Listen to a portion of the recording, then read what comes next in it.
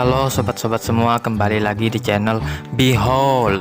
Kali ini saya akan melanjutkan merangkum alur cerita film Pokemon Sun and Moon Ultra Adventure. Satoshi dan kawan-kawan sudah banyak melewati berbagai petualangan yang menegangkan. Di antaranya adalah melawan berbagai Pokemon totem, menjalani tantangan pulau, tantangan agung, dan menghadapi Ultra Beast. Jadi untuk beberapa hari ini, mereka dalam masa-masa tenang, tidak ada terlihat ancaman, dan menjalani hari di Pulau Alola dengan damai, aman, dan tentram.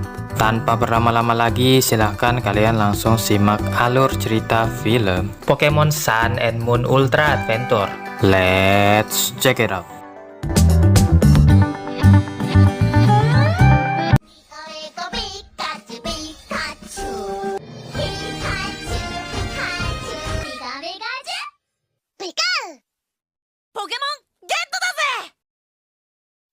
Hari ini sekolah Pokemon libur. Jadi Satoshi bersama Frog berencana ingin pergi ke pusat perbelanjaan. Saat itu, semua Pokemon milik Satoshi sedang tertidur. Dan tidak enak jika harus membangunkan mereka. Untuk itu, Rotom diperintahkan untuk menjaga mereka semua selagi Satoshi dan Frog keluar rumah sebentar. Kesempatan ini digunakan oleh Rotom untuk mengambil foto para Pokemon yang tertidur. Hingga ia mendengar bunyi bel. Ternyata ada kiriman paket yang diantarkan ke rumah. Rotom mengatakan bahwa Frog sedang keluar rumah, tapi ia yang bertugas menjaga rumah bisa menerima paket yang dikirimkan itu. Setelah proses konfirmasi selesai, Rotom melihat paket yang dikirimkan itu adalah sebuah mesin cuci berwarna oranye. Saat itu, Nyabi dan Lugalgan sedang berantem kecil-kecilan. Dan Rotom menyuruh mereka untuk menghentikan hal itu. Tanpa ia tahu, mesin cuci itu ternyata juga adalah Rotom. Kekacauan semakin menjadi-jadi ketika Mokuro terkena semburan api dari Nyabi. Ia yang marah lalu tak sengaja menyerang Pikachu. Pikachu lalu menyetrum mereka semua yang ada di dalam rumah. Saat itulah masing-masing dari Rotom keluar dari wujud barangnya dan bertukar tempat. Sementara Pokemon lainnya pingsan tanpa mengetahui hal itu. Tak lama, Satoshi dan Frog kembali pulang, melihat sebuah mesin cuci yang anehnya tidak pernah mereka pesan. Setelahnya, datang lagi kurir yang meminta maaf karena telah salah mengirimkan barang. Mesin cuci pun kembali dimasukkan ke dalam truk, dan mereka pergi setelahnya. Di dalam rumah, Satoshi menemukan Rotom sudah tidak berfungsi. Frog mengaktifkannya kembali, meribot ulang. Seketika ia bisa bergerak lagi. Rotom memperkenalkan dirinya sebagai Was Rotom, yang dianggap Satoshi sangat aneh perilaku dari Rotom itu. Perilakunya tidak sama seperti Rotom yang ia kenal.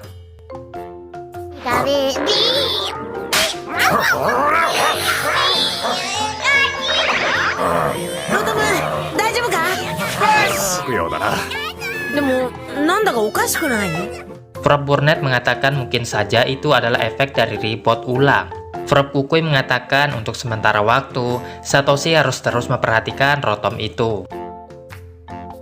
Sementara Rotom yang asli dibawa ke Pokemon Center, di mana Suster Joy yang menerima mesin cuci yang dikirimkan itu. Rotom masih bingung mengapa ia terbangun dalam bentuk Was Rotom dan ia tidak melihat Pokédex miliknya saat itu. Suster Joy menyalakan mesin cuci dengan mencolok mata Rotom. Rotom mengamuk dan mengeluarkan seluruh cucian secara paksa. Lalu ia kabur masuk ke dalam soket listrik. Ia melintasi arus listrik dengan tujuan untuk mencari keberadaan Pokédex-nya. Sementara saat itu kedua adik kembar Suiren sedang bermain-main di depan kipas. Rotom masuk ke dalam kipas itu dan mengambil wujud kipas. Dan ia menyadari sekarang ia berada di rumah Suiren.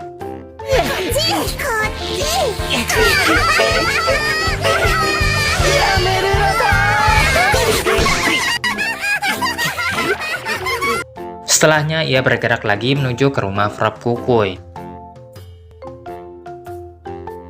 Ia sampai ke rumah Frog, tapi sekarang terjebak di dalam TV. Dan saat itu tidak ada seorang pun di rumah.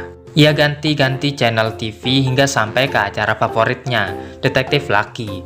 Tapi yang ia inginkan saat ini hanyalah kembali ke wujud Pokédex-nya.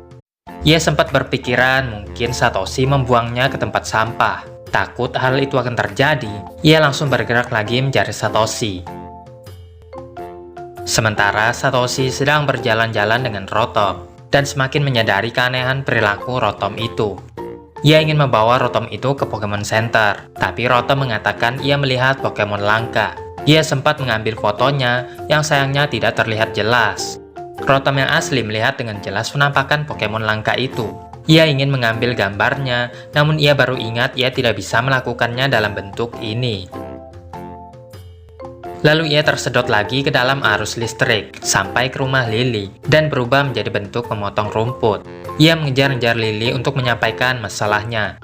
Melihat ancaman, James segera mengeluarkan Odoridori untuk menghalangi Rotom. Rotom masuk lagi ke dalam arus listrik dan tiba di kantin Aina milik Mao, mengambil bentuk microwave. Kaki mengantarkan pesanan susu Mumu kepada Mao. Sebagai balasan, Mao akan membawakan sebuah puding untuknya. Mao terkejut ketika melihat microwave-nya terbuka sendiri, dan di dalamnya pudingnya belum matang secara sempurna. Jadi ia tutup lagi microwave-nya, tapi Rotom tidak mau menutup dan bergerak menakuti Mao. Rotom mencoba menyampaikan bahwa ia terjebak di dalam microwave itu, namun Kaki mengeluarkan gara-gara untuk menyerang Rotom.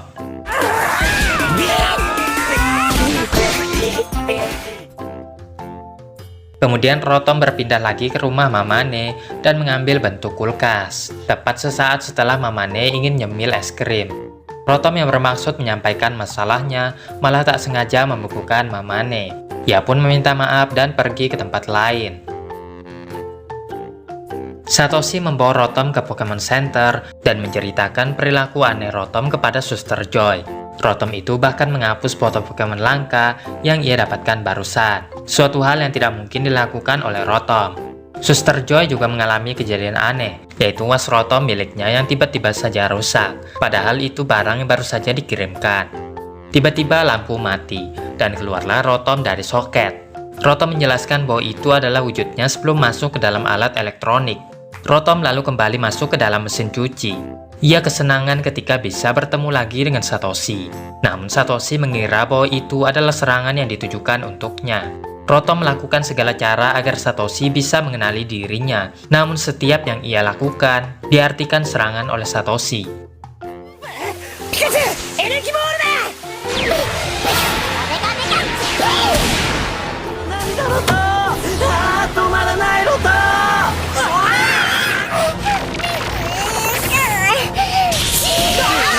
Lalu Thunderbolt dikeluarkan menyetrum semua yang ada di ruangan. Seketika masing-masing Rotom keluar dan bertukar bentuk sama seperti semula. Selagi Suster Joy membereskan Pokemon Center, Satoshi mengaktifkan Rotom. Rotom pun lega, ia bisa kembali lagi. Rotom menjelaskan bahwa selama ini ia bertukar tubuh dengan was Rotom. Rotom merasa ada data yang baru saja masuk ke dalam Pokédex-nya. Itu adalah foto Pokemon langka yang sayangnya sudah dihapus oleh was Rotom. Satoshi berusaha menghentikan Rotom yang ingin pergi mencari Pokemon itu. Namun ia terpleset dan membuat Pikachu mengeluarkan Thunderbolt-nya sekali lagi, yang membuat Rotom kembali bertukar tubuh. Tapi anehnya Rotom tidak bertukar dengan was Rotom dan menghilang entah kemana. Ternyata ia mengambil bentuk Pokemon Center dan terjebak di sana. Satoshi keluar mencarinya. Pikachu langsung Thunderbolt yang membebaskan Rotom dan kembali ke wujud Pokédex-nya. Rotom harus lebih berhati-hati dengan serangan Pikachu berikutnya. Hari lainnya, tim Rocket sedang berbelanja di toko. Hidode melihat kalung tanduk Sanigo yang begitu ia inginkan. Tapi Kojiro berkata ia tidak bisa membelikannya untuk Hidode kali ini. Musashi pulang setelah membeli begitu banyak barang belanjaan. Ia mengatakan bahwa belanja adalah aktivitas penghilang stres dan menjadi tujuan hidupnya. Sementara Nyasu mengatakan bahwa tujuan hidup tim Rocket adalah menangkap Pokemon langka. Tim Rocket lalu melihat Pokemon langka, Pururil, berwarna pink yang merupakan Pokemon betina.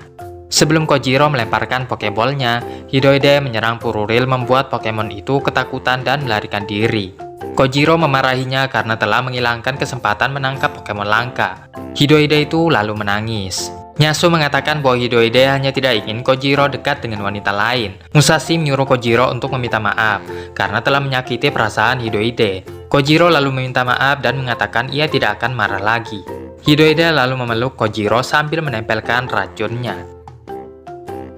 Tak lama datang lagi satu Hidyoide yang berbeda warnanya, yang diyakini itu adalah Hidyoide jantan, dan juga merupakan cinta pertama Hidyoide. Dilihat-lihat Hidyoide jantan itu mirip dengan Kojiro. Hidyoide jantan berlari untuk memeluk Hidyoide, namun yang ia terima malah tamparan dari Hidyoide.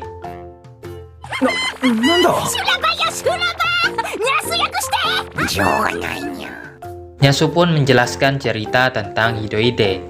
Suatu hari, saat Hidyoide sedang mencari sesuatu, ia tiba-tiba diserang oleh Doku Kurage.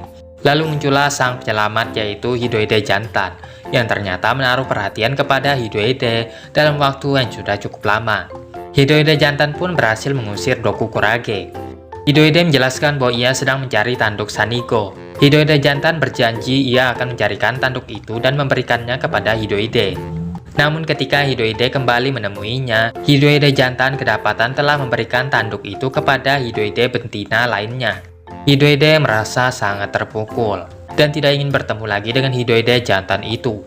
Hidyoide jantan beralasan bahwa hari itu ia hanya ingin mengembalikan tanduk yang terjatuh itu kepada Hidyoide betina lainnya. Ia bahkan sudah menyiapkan tanduk Sanigo miliknya untuk diberikan kepada Hidyoide. Tapi Hidyoide tetap menolaknya dan berlari memeluk Kojiro. Dibakar rasa cemburu, Hidyoide jantan menyerang Kojiro. Bahkan ia sampai berevolusi menjadi Dohidyoide. Dohidyoide menempel ke kepala Kojiro, meracuninya. Hidyoide marah sekali atas perbuatannya itu, sehingga Dohidyoide melarikan diri. Kojiro terluka sangat parah akibat racun dari Dohidyoide dan harus secepatnya dibawa ke Pokemon Center. Tapi Kitaruguma muncul dan membawa tim Rocket pulang. Tidak seperti biasanya, Kojiro tidak kunjung sembuh. Itu dikarenakan racun yang diberikan Dohidyoide lebih kuat.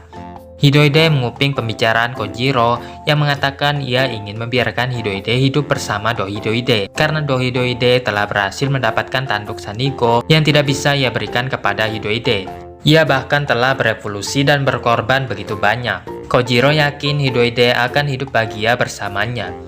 Mendengar hal itu, Hidyoide melarikan diri. Hidyoide menyendiri di tepi pantai, sampai Satoshi dan Frog melihatnya dan memutuskan untuk membawanya pulang ke rumah. Setidaknya sampai Hidyoide dicari oleh tim Rocket. Frog Burnet menyiapkan makanan Pokemon untuk menyemangati Hidyoide, namun ia tidak mau memakannya. Gonbei ngiler melihat makanan lezat itu, tapi Frog Burnet melarangnya untuk merebut makanan itu. Senyuman Satoshi mengingatkan Hidyoide akan Kojiro. Malamnya Hidyoide juga tidak tertidur, memikirkan tentang berbagai petualangan yang telah ia lewati bersama Kojiro.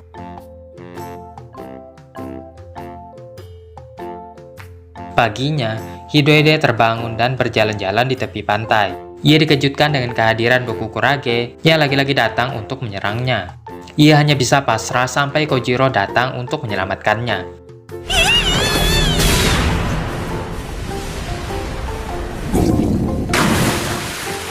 Hidyoide langsung memeluk Kojiro, menyatakan bahwa ia sangat rindu sekali dengan Kojiro.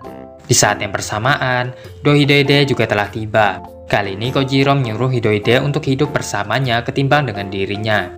Dengan harapan Hidyoide akan lebih bahagia jika bersamanya. Tapi Hidyoide bersikeras untuk menolak sampai Kojiro tak sengaja mendorongnya jatuh.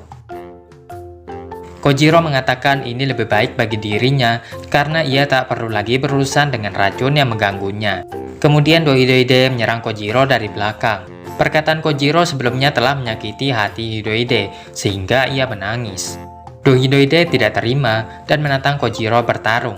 Tidak ada yang lebih pantas membahagiakan Hidyoide ketimbang Dohidyoide, tapi Kojiro juga harus membuktikan ia bisa membahagiakan Hidyoide dengan menghentikan tangisannya. Kojiro menerima tantangan Dohidyoide untuk bertarung 1 lawan 1.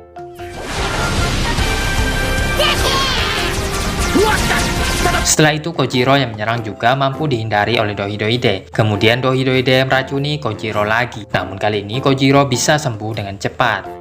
Setelah itu pertarungan berubah menjadi lebih menegangkan. Hidyoide yang menyaksikan pertarungan kedua lelaki yang memperebutkan dirinya itu pun terpesona. Akhirnya pertarungan itu berakhir dengan draw, dan keduanya telah menjadi teman. Meskipun begitu, Dohidyoide dengan senang hati menitipkan pujaan hatinya kepada Kojiro. Namun sesaat setelah itu, muncul lagi Doku Kurage.